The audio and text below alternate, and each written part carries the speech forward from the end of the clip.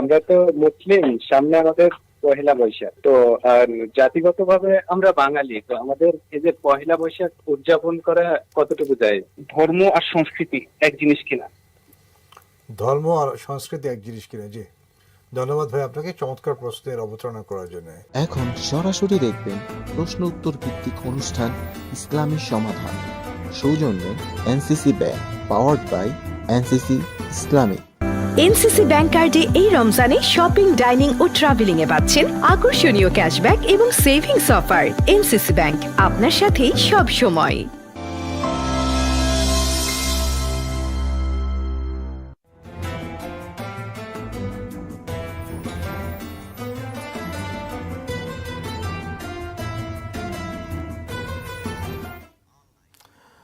বিসমিল্লাহ রহমান রহিম, আলহামদুলিল্লাহ রবিল আলমিন, আকিবাতুল মুত্তাকিন, আসসালাতু ওয়াসসালামু আলা সাইয়্যিদিনা মুহাম্মদ সাল্লাল্লাহু আলাইহি সাল্লাতু ওয়াসসালাম। প্রিয় দর্শক, আপনারা দেখছেন এনসিসি ব্যাংক নিবেদিত ইসলামী সমাধান, পাওয়ার্ড বাই এনসিসি ইসলামিক।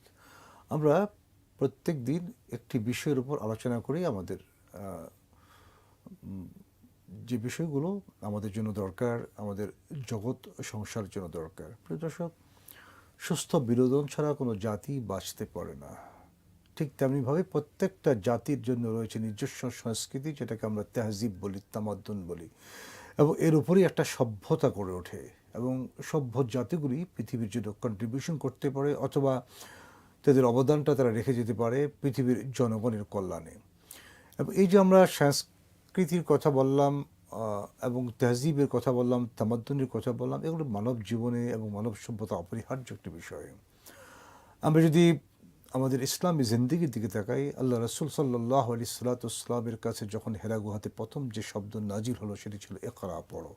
এবং সে পড়ার কথাটা আমাদেরকে বলা হলো এটা আল্লাহর নামে পড়তে হবে, তবে আমরা কামিয়াবি লাভ করবো। ইকরা বিসমি রাব্বিকাল্লাযী খালাক। এবং এই যে আল্লাহর নামে পড়া, আল্লাহর সন্তুষ্টির জন্য কোনো কিছু করা, ইন্না সালাতি ওয়া নুসুকি ওয়া মাহইয়ায়া ওয়া মামাতি লিল্লাহি রাব্বিল আলামিন। আমার জীবন, আমার মরণ, আমার তামাম জীবনের সব কিছু আল্লাহর জন্য। যে আল্লাহর রাহে ঢেলে দেওয়া, এর মধ্য দিয়ে যে সুস্থ সংস্কৃতি গড়ে ওঠে, যেখানে না কোনো বেদাতের চিহ্ন থাকে, না থাকে শিরকের চিহ্ন। এবং এটি মানব সভ্যতার জন্য কল্যাণকর একটি রাস্তা এবং একটি পথ, একটি রাহা। প্রিয় দর্শক, আমরা আজ আলোচনা করতে চাই আপনাদের সাথে ইসলামের সংস্কৃতির রূপরেখা কী হবে, অথবা ইসলাম সংস্কৃতি নিয়ে কি কথা বলে। এই বিষয়ে আলোচনার জন্য আমরা আমাদের একজন সম্মানিত অতিথিকে আমাদের স্টুডিওতে নিমন্ত্রণ জানিয়েছি। চলুন আমরা তার সাথে পরিচিত হই। আসসালামু আলাইকুম। ওয়ালাইকুম আসসালাম ওয়া রাহমাতুল্লাহি ওয়া বারাকাতুহু। আপনি যে ছোট নামটা সবসময় পত্রিকা ইউজ করেন, শেখ মুফতি উসমান গনি, এটা বিভিন্ন পত্রিকায় দেখা যায়। আপনি বিভিন্ন পত্রিকায় লেখা অথবা গবেষণাধর্মী কিছু আসে আপনার পক্ষ থেকে, এই জন্য আমরা আপনাকে আন্তরিক ধন্যবাদ জানাই। শুকরিয়া। আমি নিজেও ব্যক্তিগতভাবে এগুলো পড়ার চেষ্টা করি যদি সময় থাকে। আমরা আজকে যে বিষয়টি আলোচনা করতে চাই সেটা হচ্ছে যে সংস্কৃতির ব্যাপারে ইসলাম কি বলে। ধন্যবাদ সুপ্রিয় উপস্থাপক, সম্মানিত দর্শক শ্রোতা। সংস্কৃতি আমাদের জীবনেরই গুরুত্বপূর্ণ অনুষঙ্গ।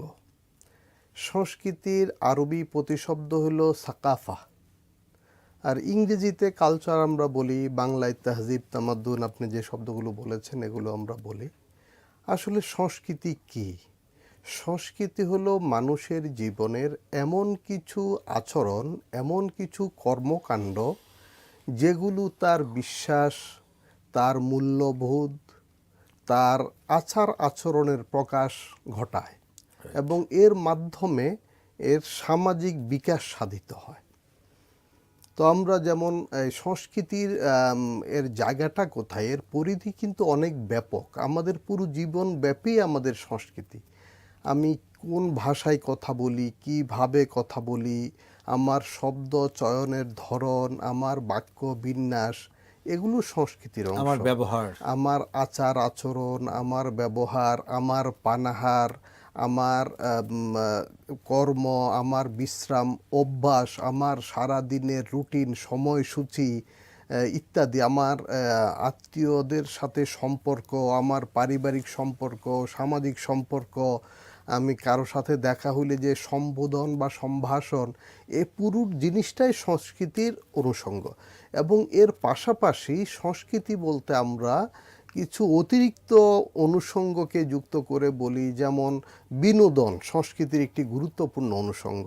অর্থাৎ যেগুলো আমরা এই একটু আমাদের জীবনে কম প্রয়োজনীয় কিন্তু আনন্দদায়ক অথবা আমাদের এই মননশীলতার জন্য এগুলো গুরুত্বপূর্ণ, সেগুলোই সংস্কৃতির অংশ। সাহিত্য এটিও সংস্কৃতির অংশ, গান কবিতা সংস্কৃতির অংশ। আমাদের এই যে কালচারাল প্রোগ্রামগুলো আমরা করি, সেখানে আমাদের বিশ্বাস এবং আমাদের এই সামাজিক মূল্যবোধের প্রতিফলন ঘটে। এটাই হলো দেশ সংস্কৃতি, জাতি সমাজ সম্পর্কে আমার যে চিন্তা ভাবনা, সেটাই হলো সংস্কৃতি, অর্থাৎ আমাদের আচরণে যেগুলো প্রকাশিত হয়। তো এই সংস্কৃতির ক্ষেত্রে আমাদের ইসলাম কি নির্দেশনা দেয়? আসলে ইসলাম তো মানুষের কল্যাণের জন্য, মানবতার কল্যাণের জন্য। ইসলাম প্রকৃতির ধর্ম, ইসলাম মানবতার ধর্ম। নদীমাতৃক দেশের সংস্কৃতি একরকম হবে, আবার যেখানে পাহাড় আছে, মরুভূমি আছে, সেখানে সংস্কৃতি আরেক রকম হবে। পোশাক আশাকের এই ধরন ভিন্ন হবে। এটাই হলো সংস্কৃতি। অর্থাৎ সংস্কৃতির মধ্যে কিছু প্রাকৃতিক প্রভাব থাকবে এবং কিছু সামাজিক প্রভাব থাকবে, শিক্ষা সাহিত্যের প্রভাব থাকবে, পেশাগত প্রভাব থাকবে। অর্থাৎ কিছু মানুষ যদি তারা এই নদীর কূলে বসবাস করেন, উনারা যদি মৎস্যজীবী হন, তাদের সংস্কৃতি একরকম হবে। আবার কেউ যদি মরুভূমিতে বসবাস করেন, উট চড়ান, তাহলে তাদের সংস্কৃতি কিছুটা পার্থক্য হবে। কেউ যদি পাহাড়ে বসবাস করেন, তাদের ভিন্ন রকম কিছু পার্থক্য হবে। তো অর্থাৎ সংস্কৃতির মধ্যে যে এই প্রাকৃতিক প্রভাব, সামাজিক প্রভাব, বিশ্বাসের প্রভাব, এই প্রভাবগুলো যুক্ত হয়ে যে বিকাশটা সাধিত হয়, সেটা হলো সংস্কৃতি। তো আমাদের এই সংস্কৃতির মূল সূত্র ইসলাম একটি চমৎকার ভাবে আমাদের কাছে দিয়েছে। প্রিয় নবীজি সাল্লাল্লাহু আলাইহি ওয়াসাল্লাম বলেছেন, মান তাশাবাহা বিকাউমিন ফাহুয়া মিনহুম, যে যাদের সাথে সাদৃশ্য তৈরি করবে, তো তাদের হাসর, তাদের বিচার তাদের সাথে হবে, পরকালে তারা তাদের সাথে থাকবে। এবং অন্য হাদিসে নবী করিম সাল্লাল্লাহু আলাইহি ওয়াসাল্লাম বলেছেন, আল মারউ মা মান আহাব্বা, যে যাকে পছন্দ করে, ভালোবাসে, তার সাথে তার হাসর নসর বিচার কিয়ামত হবে, পরকালে তার সঙ্গে সে থাকবে। তো আমরা ইসলামী সংস্কৃতি বলতে বুঝবো ওই সংস্কৃতি যে সংস্কৃতিতে ইসলামী বিশ্বাস, ইসলামী মূল্যবোধ, ইসলামী যেটা আমল আকিদা, আল্লাহমুখী, আল্লাহমুখী ইসলামী দর্শনের বিকাশ বা প্রকাশ যে সংস্কৃতিতে থাকে, সেটিকে আমরা ইসলামী সংস্কৃতি বলবো। এবং এই ইসলামী সংস্কৃতির বিপরীতে যে সংস্কৃতি আছে, সেটি অনইসলামী সংস্কৃতি হিসাবে আমরা চিহ্নিত করতে পারি। যেমন ইসলামের মূল কথা হলো তাওহীদ। তো এই তাওহীদের বিপরীতে যদি কোনো কালচার থাকে, সেটাকে আমরা বলবো অনইসলামী কালচার। আর যেই কালচার তাওহীদের বিপরীত নয়, এমনি সামাজিক প্রথা, সেগুলো অনইসলামী আমরা বলবো না, আমরা বলবো সামাজিক রীতি, সামাজিক culture, social custom, social custom যেগুলো।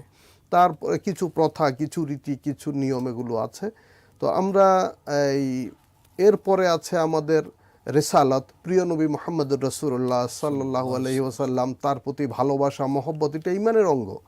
তাহলে আমাদের সংস্কৃতিতে প্রিয় নবীজির প্রতি সালাম দেওয়া, নবীজির নাম শুনলে দুরূদ শরীফ পাঠ করা এবং নবীজির প্রতি ভালোবাসা, এগুলো কিন্তু ইসলামী সংস্কৃতির অংশ, দুরূদ শরীফ পাঠ সহ ইত্যাদি। এরপরে আছে আমরা যেমন সালাত। সালাত কিন্তু আমাদের ইবাদত, ফরজ, কিন্তু সংস্কৃতির অংশ। অর্থাৎ আমাদের পুরো লাইফ স্টাইলটাই সংস্কৃতি। তারপরে আছে আমরা এখন দেখি, আমরা যে কোনো কাজে ব্যস্ত থাকি, নামাজের সময় হলে আমরা মসজিদে চলে যাই অথবা নামাজের জন্য প্রস্তুতি নেই। এটাই হলো ইসলামী সংস্কৃতি। রাসূল করিম সাল্লাল্লাহু আলাইহি ওয়াসাল্লাম এবং সাহাবা ইকরামের জীবনের প্রতিফলন যেই কাজের মাধ্যমে প্রস্ফুটিত হয়, প্রকাশিত হয়, সেটাই হলো ইসলামী সংস্কৃতি। তারপরে আমরা দেখি যে রোজা। তো রোজা তো ইসলামী সংস্কৃতি, মানে একেবারে সারা বিশ্বের মধ্যে ইফতার, সাহারি, এটা একেবারে দৃশ্যমান এবং খুব প্রভাবশালী বা শক্তিশালী সংস্কৃতি। ইসলামী সংস্কৃতির অনেকগুলো শাখা প্রশাখা আছে, তার মধ্যে রমজান মাস। আপনার কথাটা শুনবো, একটা ফোন এসেছে। জি, কে বলছেন প্লিজ? স্যার আসসালামু আলাইকুম। ওয়ালাইকুম আসসালাম, কেমন আছেন? স্যার প্রশ্ন হচ্ছে, আমরা তো মুসলিম, সামনে আমাদের পহেলা বৈশাখ, তো জাতিগতভাবে আমরা বাঙালি, তো আমাদের এই যে পহেলা বৈশাখ উদযাপন করা কতটুকু যায়? আচ্ছা ঠিক আছে ভাই, আর- আপনার প্রশ্ন যেটা বুঝতে পারলাম সেটা হচ্ছে যে আমাদের নিজস্ব সংস্কৃতি আছে অ্যাজ এ মুসলিম, আবার আমরা যে বাঙালি বা বাংলাদেশি হিসাবে যে পয়লা বৈশাখ উদযাপন করি বা করতে চাই, তার ব্যাপারে ইসলামী বিধিবিধান কি, এই তো? জি জি জি। জি, ধন্যবাদ আপনাকে। আমরা অবশ্যই আপনার প্রশ্নের উত্তর দেবো ইনশাআল্লাহ। জি, আমরা বলছিলাম যে রোজা হলো আমাদের সাংস্কৃতিক সবচেয়ে শক্তিশালী একটি অনুষঙ্গ। আমরা রমজানে যে আমাদের সাহারি, আমাদের ইফতার এবং এই যে একসাথে কিয়ামুল লাইল। হ্যাঁ, কিয়ামুল লাইলের সালাত আছে, এবং এই যে সাহারি ইফতারে একে অন্যকে আপ্যায়িত করা, দাওয়াত দেওয়া, অংশগ্রহণ করা, ইফতার বিতরণ, ইফতার করানো, এগুলো কিন্তু ইসলামী সংস্কৃতি, এবং এখানে আমাদের শিশুরা অংশগ্রহণ করছে, এগুলো ইসলামী সংস্কৃতি। এখন আমাদের ইসলামী সংস্কৃতির পাশাপাশি প্রশ্নে যে প্রসঙ্গটি এসেছে যে এই পহেলা বৈশাখ বা বাঙালি সংস্কৃতি, তো ইসলাম কিন্তু কোনো বিষয় ঈমানের সাথে, ইসলামী নিষিদ্ধ বিষয়ের সাথে এটা যদি এর আওতায় না আসে তাহলে নিষেধ করে না, অর্থাৎ সাংঘর্ষিক যদি না হয়। সাংঘর্ষিক না হয়, যদি তাওহীদের এবং ইসলামের আকীদার সাংঘর্ষিক না হয়, বিপরীত না হয়, সেটাকে নিষেধ করে না।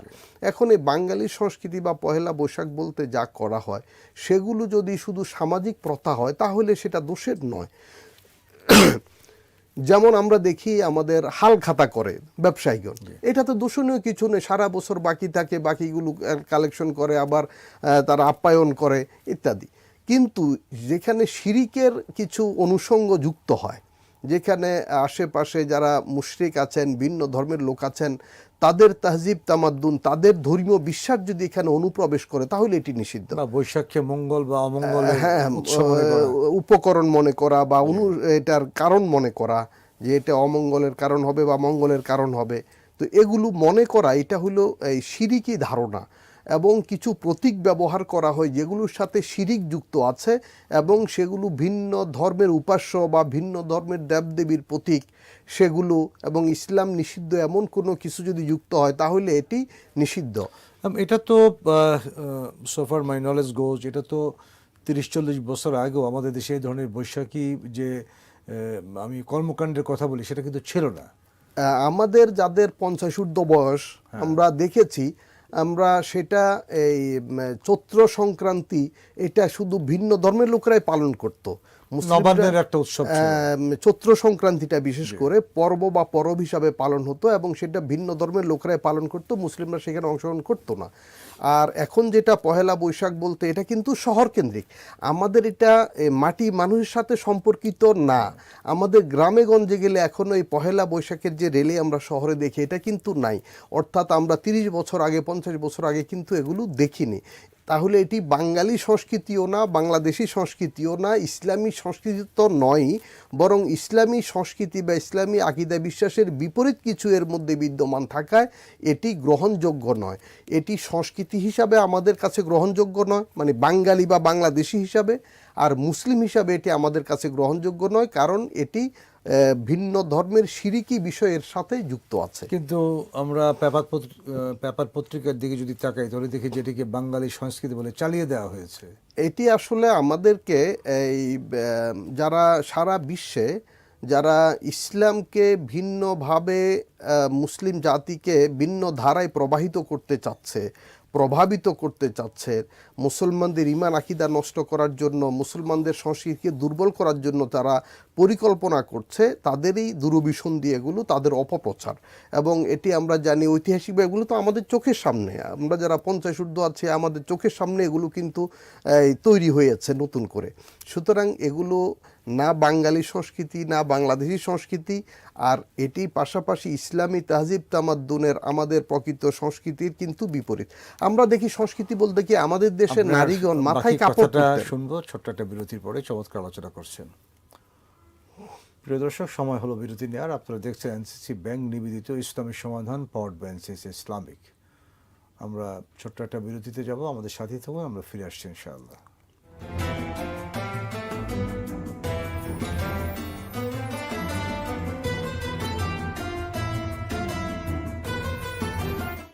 এনসিসি ব্যাংক কার্ডে এই রমজানে শপিং, ডাইনিং ও ট্রাভেলিং এ পাচ্ছেন আকর্ষণীয় ক্যাশব্যাক এবং সেভিংস অফার। এনসিসি ব্যাংক, আপনার সাথেই সব সময়।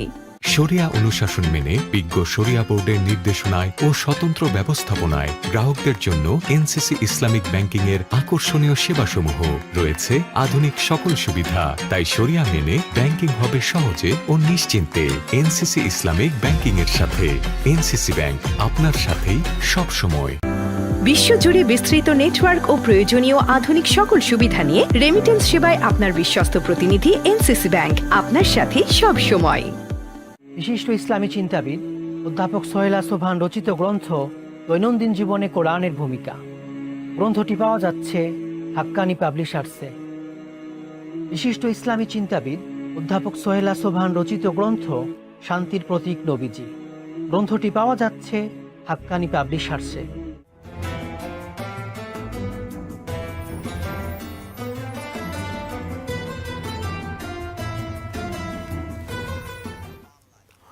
বিরতির পর আবারও আপনাদের স্বাগত জানাই। আপনারা দেখছেন এনসিসি ব্যাংক নিবেদিত ইসলামিক সমাধান, পাওয়ার্ড বাই এনসিসি ইসলামিক। প্রিয় দর্শক, দারুণ আলোচনা চলছে ইসলামী সংস্কৃতির উপর বা ইসলামী সংস্কৃতির উপর একাকির উপর। চলুন আমরা আলোচনায় ফিরে যাই। জি মোহতারাম, আপনি ইসলামী সংস্কৃতির যে বৈশিষ্ট্যগুলি বলছিলেন।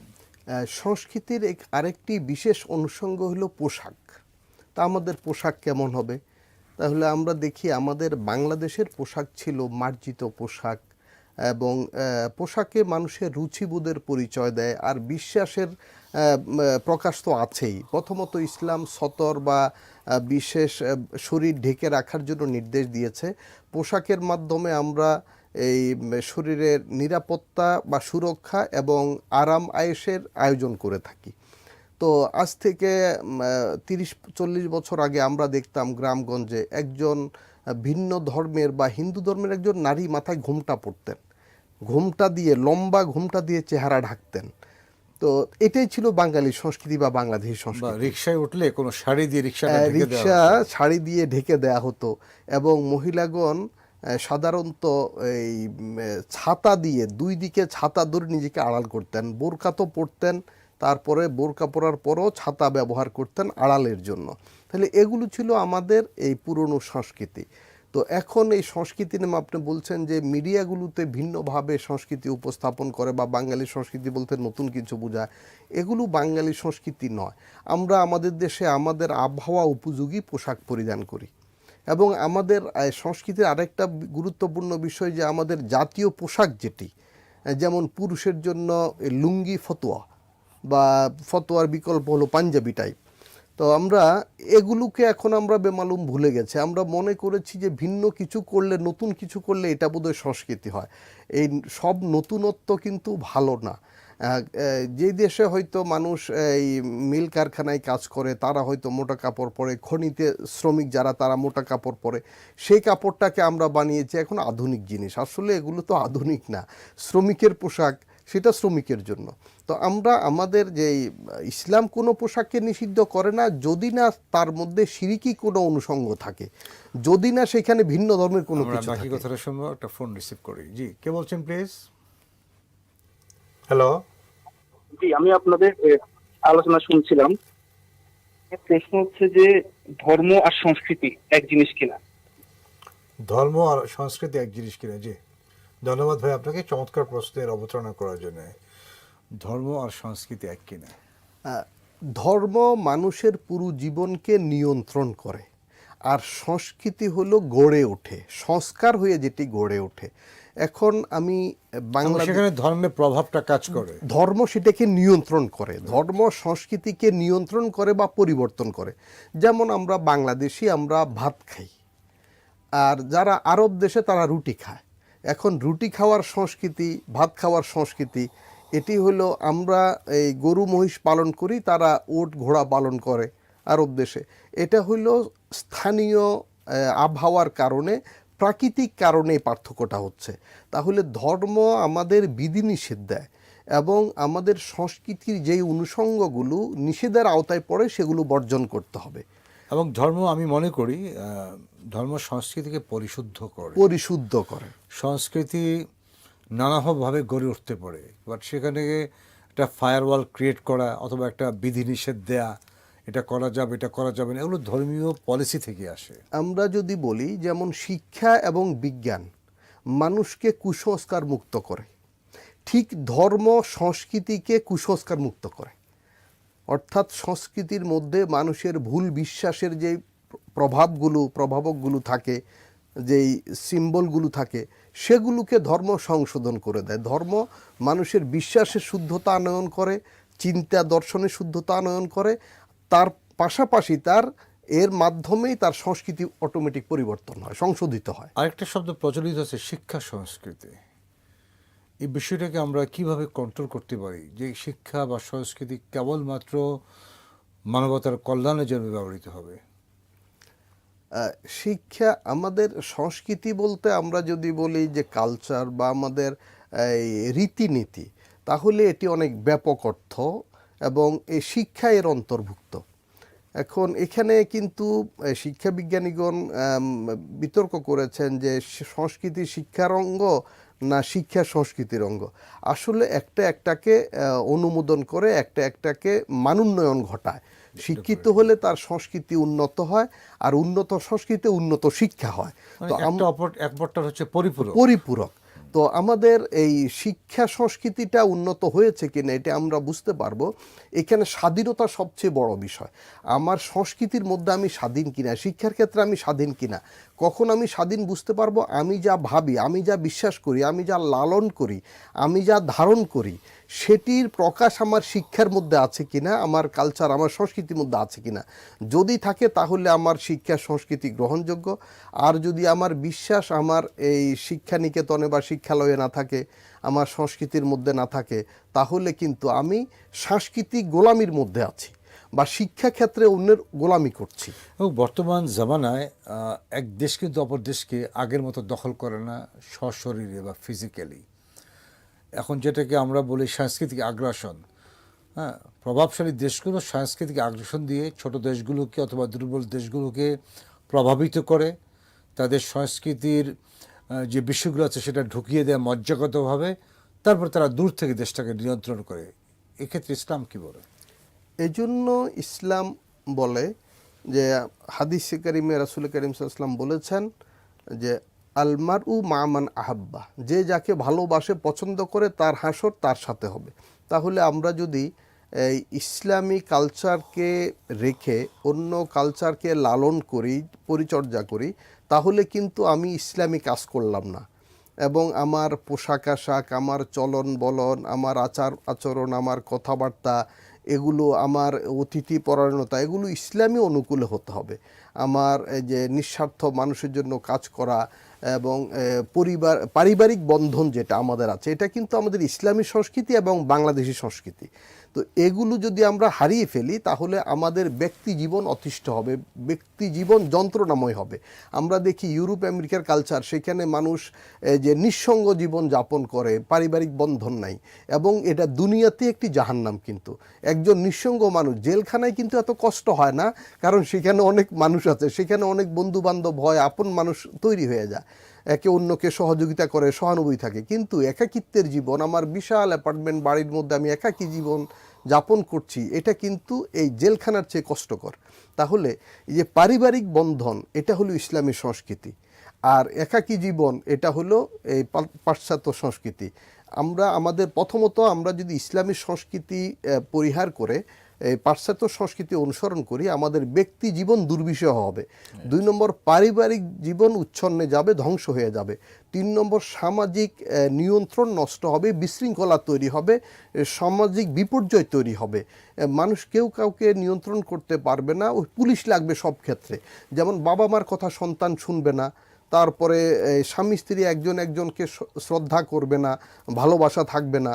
মানে এই যে সাংস্কৃতিক বিপর্যয় বলবো আমি, এটা সাংস্কৃতিক পরিবর্তন নয় শুধু, আমরা এখন সাংস্কৃতিক বিপর্যয়ের দিকে যাচ্ছি। কিন্তু সুতরাং আমাদের উচিত হবে আমরা আমাদের দেশীয় যে মাটি মানুষের সংস্কৃতি, আমাদের যে পলিমাটির সংস্কৃতি, কাদামাটির সংস্কৃতি যেটি আমাদের আছে, এবং এটির সাথে ইসলামী সংস্কৃতি, মূলত ইসলামী আমাদের এই দেশে, আমাদের এই প্রিয় মাতৃভূমিতে আমরা অনেক সময় দেখি যে বাইরের কোনো সংস্কৃতিকে বাঙালি সংস্কৃতি বলে চালিয়ে দেওয়ার একটা আমরা অপ্রপ্রয়াস দেখি, যার সাথে আপনি যেটা বললেন এই মাটির, কাদা মাটির, সোদা মাটির কোনো সম্পর্ক নাই, কখনো ছিলও না। চট করে বলে যেটা বাঙালি সংস্কৃতি, এবং এতটুকু বুঝতে পারা যায় যে সংস্কৃতিটা নিশ্চিতভাবে কোনো অন্য কোনো ধর্মের বিষয়। এই যে আমাদের আমি বলবো যে যারা সুশীল দাবিদার তারা এই কাজগুলো করেন, এর পিছনে কারণটা কি? এই কারণটা হলো আসলে তিন প্রকার শয়তান বিরাজমান আছে। এক হলো জিন শয়তান, আর এক হলো মানুষ শয়তান, আর একটা হলো নফস শয়তান। তো জিন শয়তান তো দুর্বল, এই তিন প্রকার শয়তানের মধ্যে দুর্বলতম হলো জিন শয়তান, সে মানুষকে প্ররোচিত করে। আর মানুষ শয়তান হলো মানুষের অকল্যাণ করা তার পেশা, তার নেশা, তার কাজ, সে মানুষের অকল্যাণ করবে, ধর্মের বিরুদ্ধে অবস্থান নিবে, এটা হলো মানুষ শয়তান। তো তারা চায় মানুষকে বিপদগামী করতে, নিজে তো বিপদগামী আছে, অন্যকে বিপদগামী করবে। আর নফস শয়তান সেগুলোকে রিসিভ করে, যে অন্যরা যেই ভুল জিনিসগুলো উপস্থাপন করে সেগুলোকে নফস শয়তান রিসিভ করে বা ধারণ করে। তো আমাদের এখন উচিত হলো যে আমাদের এই দেশের স্বাধীনতা, সার্বভৌমত্ব সুরক্ষার জন্য, আমাদের ঈমান আমলের হেফাজতের জন্য, আমাদের ভবিষ্যৎ প্রজন্মের সুরক্ষার জন্য, পারিবারিক বন্ধন সুদৃঢ় রাখার জন্য, আমাদের ইসলামী আকিদা বিশ্বাসের উপরে গঠিত এবং আমাদের এই বাংলার মাটি মানুষের যে মূল সংস্কৃতি সেটি ধারণ করা এবং সেগুলো প্রচার প্রসার করা। এখানে আরেকটা বিষয় আমরা দেখি, আমাদের কালচারের আরেকটা দিক হলো আমাদের এই নাটক, উপন্যাস, গল্প, সিনেমা ইত্যাদি, এখানেও কিন্তু ভুল ভাল জিনিস উপস্থাপন করা হচ্ছে, বিদেশি সংস্কৃতিকে বাঙালি সংস্কৃতি হিসাবে তোলা হচ্ছে। আমরা দেখি এই সংস্কৃতিটা হলো আমাদের সমাজের দর্পণ, সমাজের প্রতিবিম্ব, প্রতিরূপ। তো আমাদের সমাজে এখানে এই প্রায় 92% মুসলিম এবং বিভিন্ন ধর্মের লোক আছে, তারা ধার্মিক, ধর্ম পালন করে। দেখা গেল আমাদের নাটক সিনেমায় ধর্মের কোনো অনুষঙ্গ নাই, অন্য ধর্মকেও দেখানো হচ্ছে না যে 8 ভাগ অন্য ধর্মের লোক আছে, আবার মুসলিম 92 ভাগ আছে, তাদের ধর্ম যে কোনো কাজেই তো ইনশাআল্লাহ, মাশাআল্লাহ, আলহামদুলিল্লাহ, সুবহানাল্লাহ, আল্লাহু আকবার, এই ধরনের শব্দগুলো প্রতিনিয়ত সমাজে আমরা ব্যবহার করছি। আমাদের এই সব মানুষ এটা ব্যবহার করছে। আমরা মুসলিম অমুসলিম দেখা হইলে সালাম অথবা আদাব অথবা নমস্কার এগুলো বলছি, কিন্তু আমাদের নাটক সিনেমায় কিন্তু এগুলো আমরা দেখি অনুপস্থিত। অর্থাৎ তারা পরিকল্পিতভাবে পশ্চিমা সংস্কৃতিকে আমাদের উপরে চাপিয়ে দেওয়ার চেষ্টা করছে। সুতরাং প্রত্যেক দেশপ্রেমিক নাগরিক, সচেতন ইমানদার এবং সকল কি বলবো যারা বিভিন্ন পর্যায়ে দায়িত্বশীল আছেন, সকলের দায়িত্ব হলো এই অপসংস্কৃতির আগ্রাসন থেকে জাতিকে রক্ষা করা এবং অপসংস্কৃতির বিরুদ্ধে প্রতিরোধ গড়ে তোলা, প্রতিবাদ করা, এবং এর জন্য মোক্ষম হাতিয়ার হইল দেশীয় সংস্কৃতি এবং ইসলামী সংস্কৃতিকে পুনরুজ্জীবিত করা, এই কাজে নিজেরাই চর্চা করা, অন্যদেরকে উদ্বুদ্ধ করা। আপনাকে ধন্যবাদ, চমৎকার আলোচনা করেছেন ইসলামের সংস্কৃতির উপরে। আপনাকেও ধন্যবাদ। প্রিয় দর্শক, আমরা চমৎকার আলোচনা শুনছিলাম মুফতি শেখ ওসমান গনি সাহেবের কাছ থেকে। ইসলামের সংস্কৃতির রূপরেখা, কী করা উচিত আর কী করা উচিত না সেটা বোঝার চেষ্টা করেছি। প্রিয় দর্শক, ইংরেজিতে একটা কথা আছে, all that glitters is not gold, যা চাকচিক্যময় তা কেবলমাত্র স্বর্ণ নয়, বা সেটা স্বর্ণ হিসেবে অনেক সময় পরিগণিত হয় না। সুতরাং সংস্কৃতির নামে যে অপসংস্কৃতি আমাদের উপর চালিয়ে দেওয়া হচ্ছে নানান নামে, নানান বাহানায়, নানান পথে, নানান ওইতে, এগুলোকে আমাদেরকে পরখ করতে হবে, বোঝার চেষ্টা করতে হবে এই সংস্কৃতির সাথে আমার ধর্মের কি কোনো মিল আছে নাকি অমিল আছে। আমার দেশ মাতৃকার যে সংস্কৃতি, যে সংস্কৃতিতে আমরা আমাদের পারিবারিক আবহাওয়া একটা মেলবন্ধনে ভালোবাসাময় পৃথিবীতে ভালোবাসার পরিবারে গড়ে উঠি, যেটা আমাদেরকে শ্রদ্ধা করতে শেখায়, পিতা মাতাকে শ্রদ্ধা করতে শেখায়, সকল আত্মীয় স্বজনকে, পাড়া প্রতিবেশীকে, ওস্তাদকে, টিচারকে, রাষ্ট্রকে সম্মান করতে শেখায়। সুতরাং এমনকি সংস্কৃতি আমরা চাই যে সংস্কৃতি আমাদেরকে এই ধরনের পথের দিকে ধাবিত করে। আমরা সে সংস্কৃতি চাই না যে সংস্কৃতি আমাদেরকে লিভ টুগেদার শিক্ষা দেয়, যে সংস্কৃতি আমাদেরকে ধর্মহীনতার পথে আমাদেরকে ধাবিত করতে চায়, যে সংস্কৃতি আমাদেরকে আমাদের রব, আমাদের সৃষ্টিকর্তা আল্লাহ তাআলার ভালোবাসা এবং রাসূলের ভালোবাসা থেকে বিমুখ করতে চাই। আমরা এই ধরনের সংস্কৃতি চাই না। আমরা সেই ধরনের সংস্কৃতি আমাদের মনে, দেহে, মানুষের লালন করতে চাই, যে সংস্কৃতি আমাদেরকে দুনিয়ার শান্তি দেবে আখিরাতের। আমরা এমনটি চাই। আমরা যদি এই ধরনের সংস্কৃতি আমাদের মন মানুষের অস্থিতে আমাদের মজ্জায় লালন করতে পারি, তবে এরা আমরা দেখতে পাবো আমাদের শান্তির সেই সুশীতল বাতাসকে আমরা দেখতে পাবো, আমরা ভোগ করতে পারবো, আমরা দেখতে পারবো পথ পথ করে পতাকা উঠছে শান্তির। প্রিয় দর্শক, এই জন্য আমাদেরকে তাকওয়াময় সংস্কৃতি অর্জন করতে হবে। তাকওয়া ছাড়া বিকল্প কোনো রাহা নেই, বিকল্প কোনো রাস্তা নেই। আর এই রমাদান এসেছে আমাদেরকে যাতে আমরা তাকওয়া অর্জন করতে পারি, আর তাকওয়া যারা অর্জন করবে তাদেরকে আল্লাহ তাআলা এই পৃথিবীতে ভালো থাকার গ্যারান্টি দিয়েছেন আখিরাতে ভালো থাকার। যেমনটি আল্লাহ বললেন, আল্লাহ আন্না আহলাল কুরআন আমানু ওয়াত্তাকাউ লাফাতাহনা আলাইহিম বারাকাতিম মিনাস সামাই ওয়াল আরদ। আমরা যদি তাকওয়া অর্জন করতে পারি, আল্লাহ তাআলা দুটো জিনিসের গ্যারান্টি দিয়েছেন। সেটি হলো যে খাদ্যের নিরাপত্তা আর ভয় থেকে নিরাপত্তা। তাম পৃথিবী এই দুটো বিষয়ে কাজ করতেছে, আজ তক সমাধান দিতে পারেনি, কেবলমাত্র ইসলামই রয়েছে সমাধান। প্রিয় দর্শক, চলুন না আমরা আরেকবার ফিরে যাই ইসলামের দিকে, আমরা আরেকবার ফিরে যাই আল্লাহ রাসূলের বিধানের দিকে। আমরা বুঝতে চেষ্টা করি কি কষ্ট করে গিয়েছেন রসুল আমাদেরকে, কি শিক্ষা দেওয়ার জন্যে আর কি উপহার দেওয়ার জন্যে। এই যে কোরআন নামক যে গ্রন্থটা আল্লাহ তাআলা আমাদের জন্য নাজিল করেছেন, এটি এমন একটি গ্রন্থ যেটি আমরা যদি অনুসরণ করতে পারি, আমরা অনুকরণ করতে পারি, তাহলে বিশ্বের আল্লাহর এই জমিনে আল্লাহর রাজত্ব প্রতিষ্ঠিত করা সম্ভব হবে। তখনই শান্তির শ্বেত পতাকা পথ করে উঠবে। সেই দিনের অপেক্ষা রইলাম আপনাদের সাথে। প্রিয় দর্শক, আজ এ পর্যন্তই। আপনারা দেখছেন এনসিসি ব্যাংক নিবেদিত ইসলামের সমাধান, পাওয়ার্ড বাই এনসিসি ইসলামিক। هذا ما عندي والعلم عند الله وما التوفيق إلا بالله عليه توكلت وإليه أنيب.